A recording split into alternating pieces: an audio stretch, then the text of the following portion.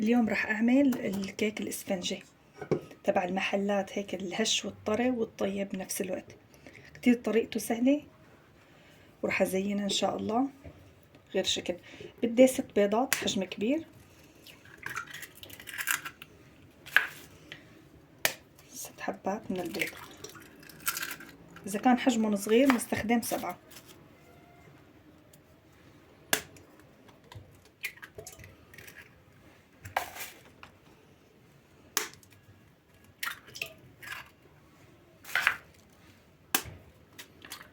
خمسة، 6. رح احط معاهم ظرف فانيلا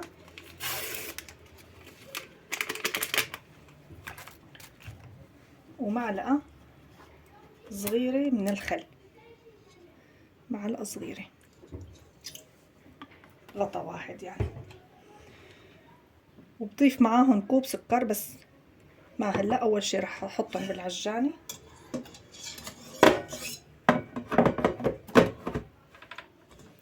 ومنبلش خفق شوي شوي. هلا اول شي رح ابلش اخفقهم على سرعة متوسطة لحتى ينخلط مع البيض كلياته. بعدين بزيد السرعة وبضيف عليهم السكر تدريجيا، كوب من السكر.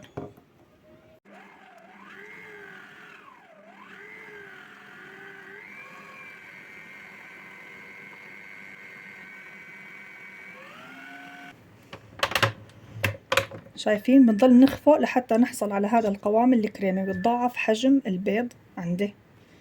تمام، بس وصل لهذه المرحلة. هلا رح اضيف كوب ومعلقتين طحين، كوب واحد معياري ومعلقتين طحين.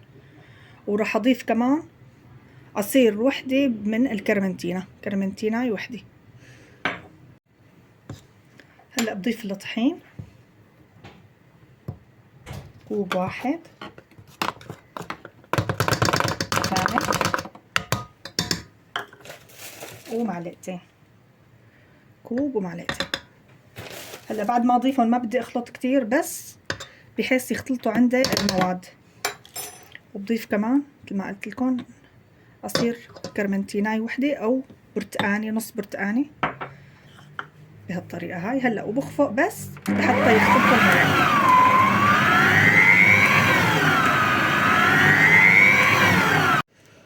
واخر شي بضيف ظرف بيكنج باودر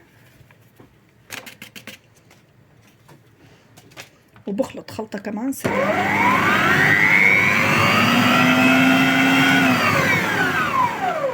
بس هيك بيكون عندي الخليط جاهز. هلا هون مجهزه صينيه، حطيت بس بسفلة ورق زبدة، بس بالسفل او بتدهنوها زبدة. وراح افضل اياه، فيكم تستخدموا اي قالب بدكم اياه، يعني فيكم تستخدموا اصغر او اكبر حسب انتو قديش بدكم الارتفاع تبعه. هلا بفضل خليط. شايفين الخليط قديش اسفنجي وناعم، كتير حلو.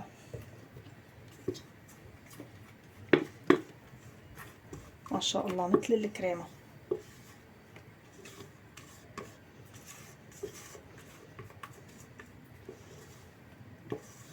هذا الكيك بدون سوائل،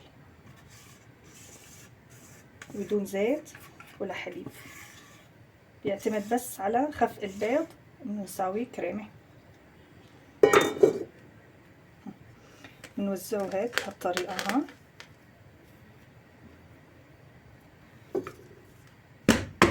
بندقه دقتين 3 بحيث يطلع عنا الفقاعات اللي معنا لازمة. وهلأ على الفرن أنا محميته على 180 بس من تحت، بياخد تقريبا ربع ساعة ل20 دقيقة. هلأ بلكن قديش رح ياخد معي. ممكن ما احتاج شعل الشواي لأنه هو بياخد لون لحاله حسب المدة يعني اللي بده يضل فيها. يلا على الفرن. وهي الكيكة بعد ما طلعت، شايفين ما شاء الله قد ايه نفشت. اذا بدكم اياها مثل ما قلت لكم كتير عالي، فانتم بتصغروا القالب، مثلا بتعملوها بقالب تشيز كيك اصغر. بس انا بدي اياها لانه بس طابقين بدي اعملها. اذا بدكم تعملوها 3 طوابق بتصغروا القالب. شايفين؟ هلا طلعت من الفرن. راح احرر الاطراف بس،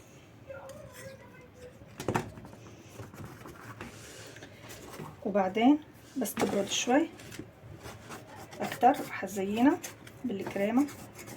هلا شوفوا كيف رح ازينها، بس بحرر الاطراف بهالشكل هيك. وهلا رايحة اجيب ابني من المدرسة وبعدها برجع بزينها. طبعا هون كمان عاملة كرواسون بالجبنة وكرواسون بالشوكولا عشان المدارس، بس ما صورته لاني عاملته كتير معاكم على القناة. شوفوا ما شاء الله قديش طري، روعة. هاي بالجبنة بتشهي. يلا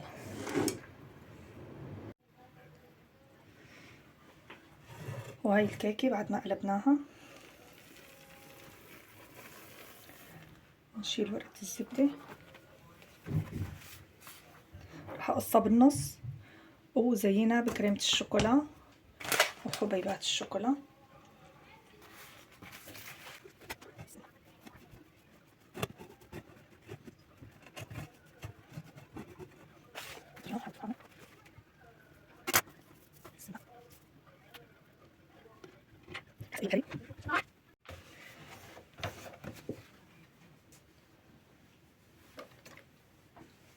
رح سقيها بالحليب بهالطريقة.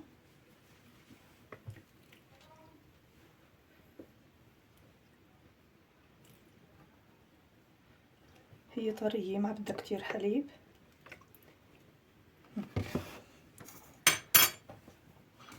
احط لها كريمة، فيكن تنقوا الكريمة اما بشوكولا او بحليب فانيلا سادة.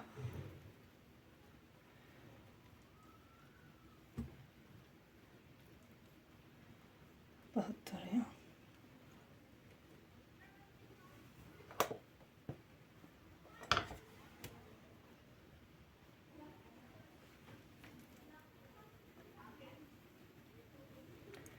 بوزع على كل مكان.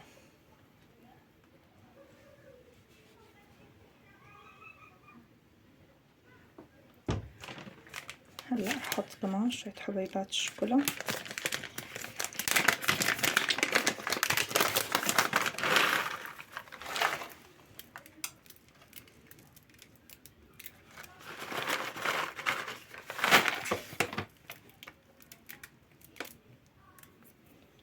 يعني غير شكل.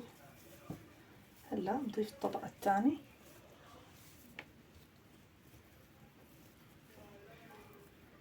من الكيكة بهالطريقة بظبطها. برجع بسقيها كمان بشوية حليب.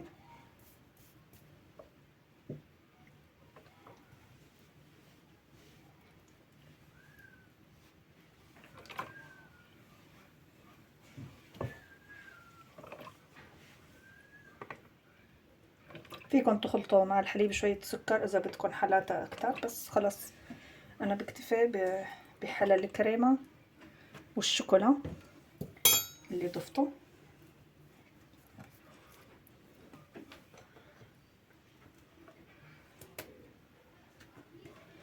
تمام.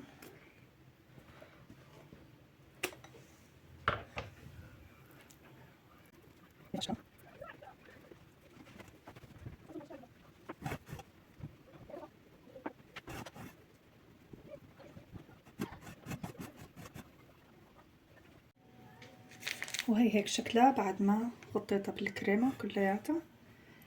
يعني هي مانا بيرفكت، أنا شغل بيت بالنهاية. هلا كمان رح أزينها هيك.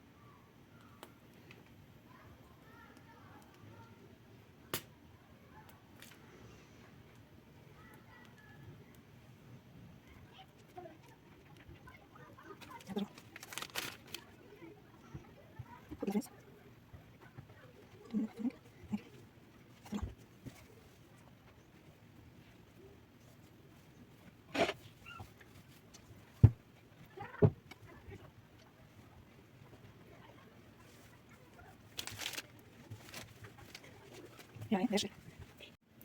وهي كيكتنا بعد ما زيناها وخلصنا. زعت شوية كريمة زينت من تحت. شوفوا ما شاء الله منظرها بشهي وريحتها رائعة. هلا بترجع ترتاح شي ساعتين زمن ان شاء الله، وبقطعها معاكم تشوفوا كيف النتيجة النهائية وشكلها من جوا.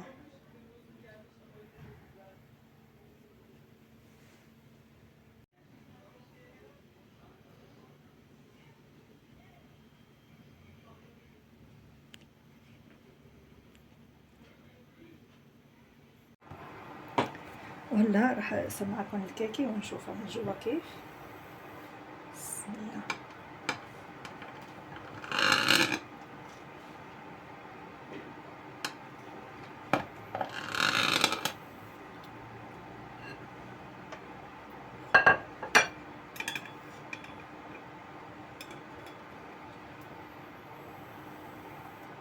يا سلام.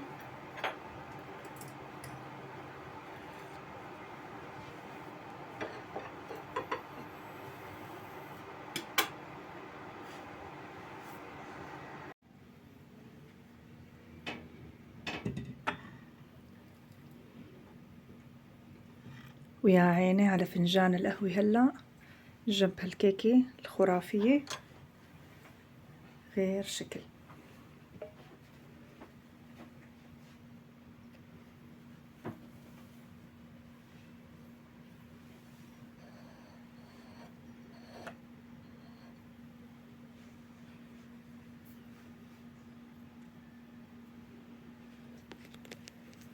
شوفوا قوامها.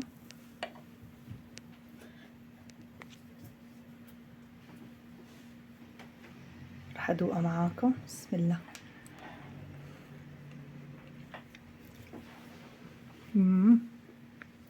رائعة عن جد، رائعة رائعة كتير. جربوها رح تحبوها ان شاء الله.